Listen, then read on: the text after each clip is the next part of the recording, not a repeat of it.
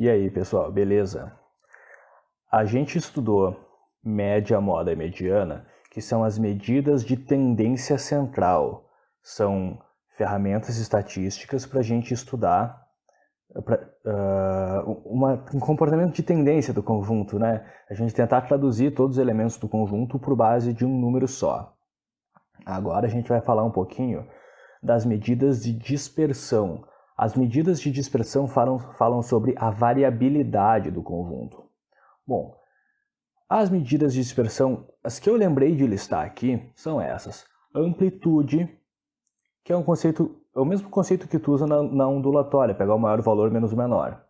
Aí tem desvio médio absoluto, erro padrão da média, coeficiente de variação, variância, desvio padrão. Eu não sei, talvez tenha mais, mas esses aí foram os que eu me lembrei de listar.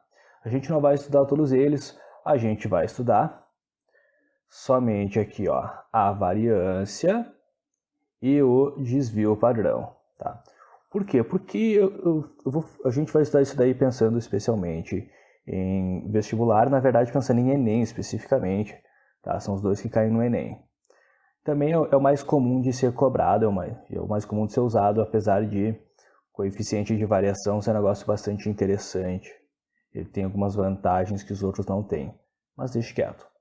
Agora eu vou fazer o seguinte, eu vou te mostrar as fórmulas, mas não se assusta. As fórmulas aí são um pouco medonhas, mas em geral a gente vai conseguir se virar legal sem ter que saber elas. Tcharam! Em primeiro lugar, a gente tem dois tipos diferentes de variância, tá? Variância populacional e variância amostral. Obviamente, variância populacional é quando a gente vai falar de uma população, ou seja, da totalidade dos elementos de um conjunto. E variância amostral é quando a gente vai falar de uma amostra, de um subconjunto do conjunto, né? Então, se, por exemplo, você vai fazer um estudo sobre a população de Passo Fundo, quantas horas por dia as pessoas assistem TV, mas você não vai entrevistar as 200 mil pessoas que moram em Passo Fundo, você vai entrevistar 200, 400, 500, você vai ter uma amostra, você trabalha com variância amostral. Agora, se por algum motivo tu pega um conjunto e tu vai trabalhar com todos os valores daquele conjunto, sem exceção, aí é uma variância populacional. Quando tu dá uma espiada nas duas fórmulas, tu vê que elas são muito parecidas. Essa somatória aqui é a mesma que aqui. O que muda de uma para outra? Aqui é 1 sobre n e aqui é 1 sobre n menos 1. O que quer dizer? A única diferença é que na variância populacional, tu faz essa conta aqui, dividida por n, que é o número de valores observados, e na variância da amostra você faz dividido por n menos 1. É a única coisa que vai mudar de uma para outra. E em ambos os casos, o desvio padrão é sempre a raiz quadrada da variância, e por isso que a gente coloca a variância com aquele doisinho. Então vamos lá. A variância populacional, representada por esse sigma, que é uma letra grega, um sigma minúsculo ao quadrado, vai ser aqui a soma. É cada elemento menos a média elevado ao quadrado. Então é o desvio em relação à média, eleva ao quadrado, faz a soma de tudo isso e divide por n. Na variância amostral a mesma coisa. Olha só,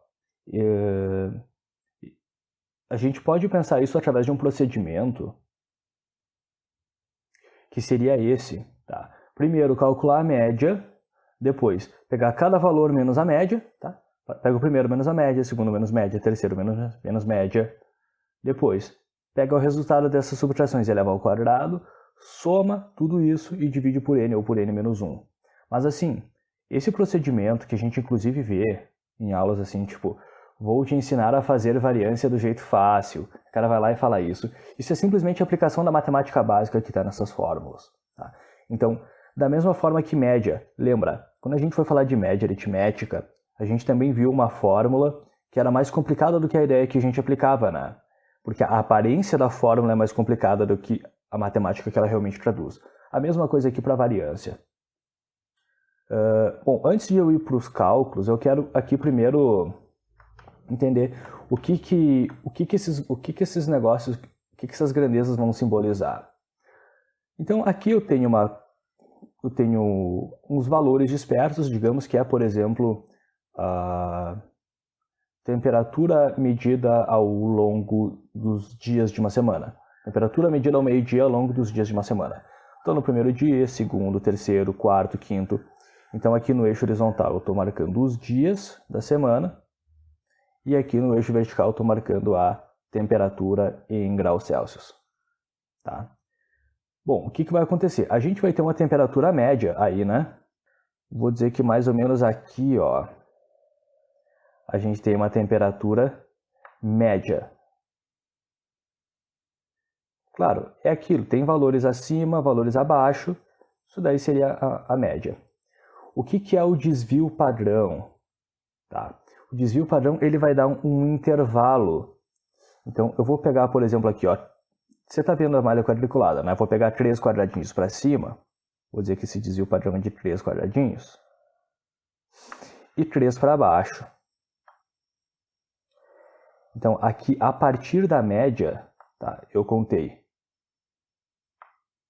a média mais o desvio, e aqui a média menos o desvio. Esse intervalo, a partir da média, o desvio padrão para cima e o desvio padrão para baixo, ele vai dar um intervalo onde a gente concentra a maior parte dos valores. Tá? Deixa eu te dar um exemplo. Se a gente for contar os quadradinhos aqui, por exemplo, ó, a média aqui está no 7, está no 7º quadradinho para cima. Tá? Então, se eu colocar essa média aí igual a 7 e colocar o desvio padrão igual a 3, quer dizer que nesse intervalo aqui, ó, 7, 3 para baixo vai chegar aqui no 4, né? E 3 para cima vai chegar lá no 10. Quer dizer que esse intervalo entre o 4 e o 10 é o intervalo que concentra a maior parte dos valores. Tá? É isso que quer dizer o desvio padrão. Tem valores que podem estar fora, tranquilo. Eles têm um nome em estatística, eles têm um nome na estatística que são os outliers. Eles são os mentirosos, eles são valores que não condizem com o restante do conjunto. Tá?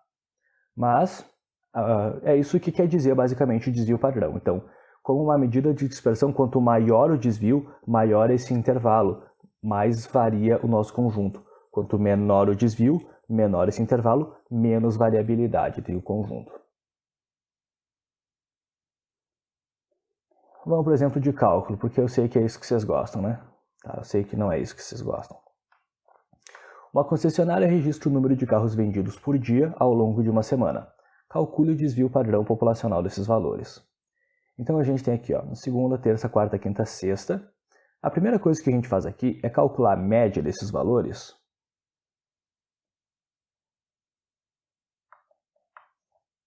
Então aqui a gente teria que fazer, ó, 4, mais 6, mais 8, mais 7, mais 10. E dividir por 5, porque são 5 valores. Então, a média fica 10, 20, 35, divide por 5, 7. A média aí é 7, tá? Então, como é que a gente vai calcular? A gente começa calculando a variância, sempre. Então, quando eu vou calcular a variância dessa população, para a variância a gente usa aquela letra sigma ao quadrado. Tem que pegar cada valor menos a média e elevado ao quadrado. Então vou começar aqui, ó. Eu pego esse 4 menos 7 elevado ao quadrado. Mais, pega aquele 6 menos 7 elevado ao quadrado.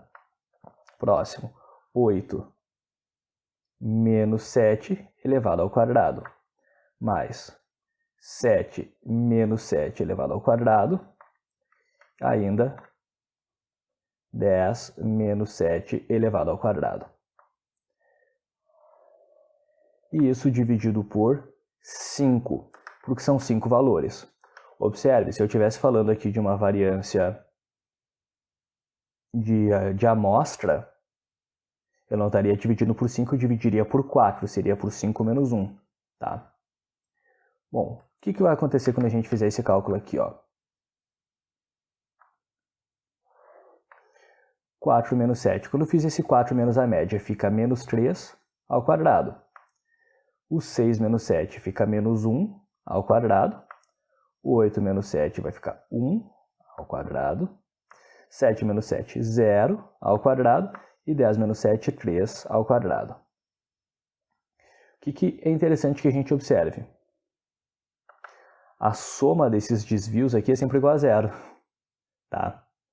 E inclusive por ser 0, né, o que acontece? Tem valores que estão acima da média, valores que estão abaixo da média. E a soma dos desvios deles em relação à média vai ser sempre 0.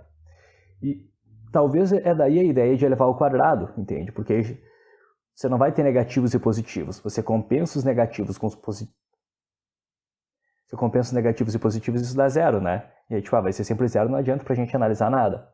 Mas se tu pega tudo e eleva ao quadrado, vai ser tudo positivo, né? E a gente, inclusive, pode observar que esse desvio dos valores, ele vai ser mínimo sempre quando a gente pega em relação à média. Mas, enfim. Menos 3 ao quadrado é 9, menos 1 ao quadrado é 1, 1 ao quadrado é 1, 0 ao quadrado é 0, 3 ao quadrado é 9, e isso dividido por 5. Então, o sigma quadrado, que é a nossa variância, fica 10 mais 10, 20, dividido por 5. Então, a variância dessa população aí é igual a 4. Tá? E como é que a gente calcula o desvio padrão? O desvio padrão é sempre a raiz quadrada da variância. Tá? O desvio padrão aqui, ó, vai ser a raiz quadrada da variância, por isso que a gente representa ela com aquele expoente 2. O desvio padrão dessa população aí vai ser, então, a raiz quadrada de 4, que é 2. Esse é o desvio. Nesse exemplo, a gente ainda ficou com um resultado bonitinho, tá? Muitas vezes... só fazer assim para a gente poder comparar com a fórmula. A gente usou essa primeira fórmula aqui, tá? xi menos x, né?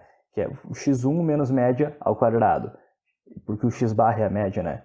x2 menos média ao quadrado, x3 menos média ao quadrado, isso para todos os x. Enfim, é muito comum que o desvio padrão dê um número bem feio. Tá? É bem raro, inclusive, que ele dê um valor natural assim bonitinho. Observação. Pensando em Enem, é muito provável que a gente não precise fazer cálculo de variância e de desvio padrão. Tá? Só que a gente saiba, em geral, se a gente souber o que eles representam, a gente já está bem servido. Caiu numa segunda aplicação do Enem ano passado, acho que foi no Enem PPL, uma questão para calcular um desvio padrão, tá? Mas não caiu na prova principal. Então, a gente fica na esperança de não precisar calcular, mas pelo sim, pelo não, é bom a gente saber, né? Ó, vamos ver o exemplo 2. Esse aqui eu vou fazer de um jeito mais simples, tá? Considere 3 grupos de alunos A, B e C. São listados abaixo o número de horas de estudo semanal de cada aluno nesses grupos. Calcule o desvio padrão para cada um. Eu vou pensar aqui em desvio populacional, tá? Primeira coisa que para a gente pensar. Nesse conjunto A, a média... Bom, eu acho que é evidente, a média aí é 20. No conjunto B, a média no conjunto B é 20 também. Bom, isso não era evidente, mas eu já calculei no caso, tá? E no conjunto C, a média é 20. Os 3 conjuntos têm a mesma média. Não obstante, eles têm a mesma mediana e a mesma moda.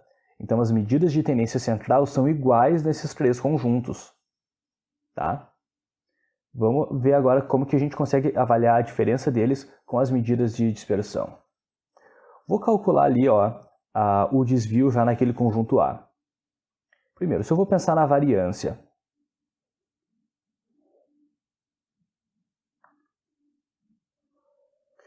eu tenho que pegar cada elemento menos a média, né? Então faz 20 menos 20, 0 ao quadrado, 0. Pega aqui, ó, 20 menos 20, 0 ao quadrado, 0. O terceiro, 20 menos 20, 0 ao quadrado. Bom, como todos os elementos aí são 0, eu somo tudo isso e divido por 10, porque são 10 valores ali. Opa, esqueci do quadrado aqui da variância, né? Então, a nossa variância vai ser 0 dividido por 10, que é 0. E a variância sendo 0, o nosso desvio é 0 também. Claro, o conjunto A não tem variabilidade nenhuma. E como a variabilidade dele como ele não tem variabilidade, os elementos não variam, a variância e o desvio padrão são ambos 0. Vou pensar agora naquele conjunto B. Começar calculando aí a variância. 17 menos 20 fica menos 3, ao quadrado 9. Mais 18 menos 20, menos 2, ao quadrado 4. 19 menos 20 menos 1, ao quadrado 1. 20 menos 20, 0 ao quadrado 0. 0 a esse, 0 a esse, 0 a esse. 21 menos 20, 1 ao quadrado 1. 22 ali, menos 20, fica 2 ao quadrado 4. E por fim, 23 menos 23 ao quadrado 9, dividido por 10. Ah, um detalhe que eu esqueci de comentar antes. A variância tem unidade quadrada. Olha só. Olha só, nesse exemplo aqui, quando eu calculei aqui a média era 7 carros. 7 carros por dia, né? Agora, quando eu vou calcular a variância, eu faço as coisas ao quadrado, a variância aqui é 4, seria nesse caso 4 carros ao quadrado. Mas isso é meio estranho, né? Porque a gente está falando de uma unidade e a variância ela vai ter outra unidade. Então, por isso que a gente pensa nessa ideia de pegar e fazer a raiz quadrada.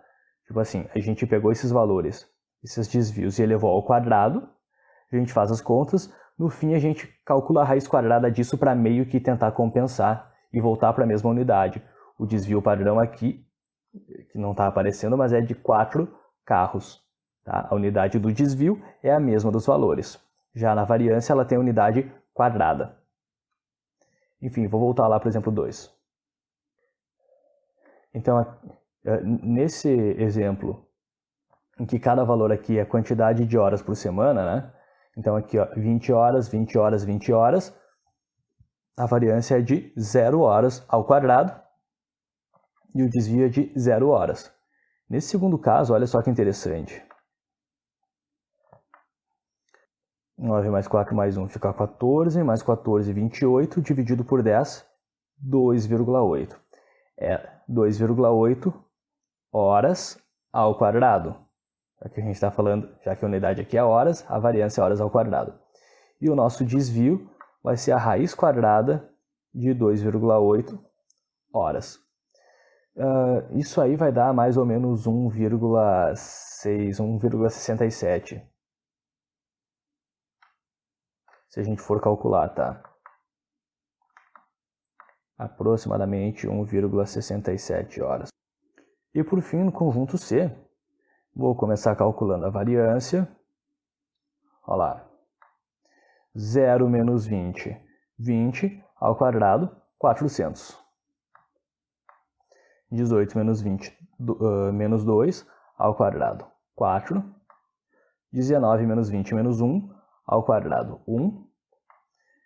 20 menos 20, 0, ao quadrado, 0. 0, esse aqui também 0, esse 0, né, porque faço 20 menos 20. 21 menos 20, vai ficar 1 ao quadrado, 1. 22 menos 20, 2 ao quadrado, 4. E 40 menos 20, 20 ao quadrado, 400.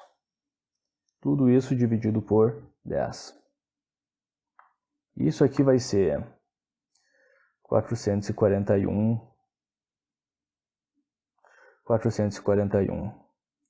882, dividido por 10, 88,2 horas ao quadrado de novo. Então, o nosso desvio padrão aqui vai ser a raiz quadrada de 88,2 horas. Então, o nosso desvio padrão vai ser aqui aproximadamente igual a 9,4 horas.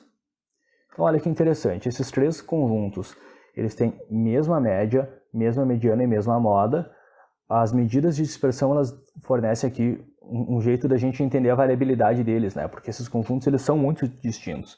Esse aqui varia bastante. Esse aqui tem uma pequena variabilidade, né? Tipo, 17 para 23, a amplitude dele aqui é 6.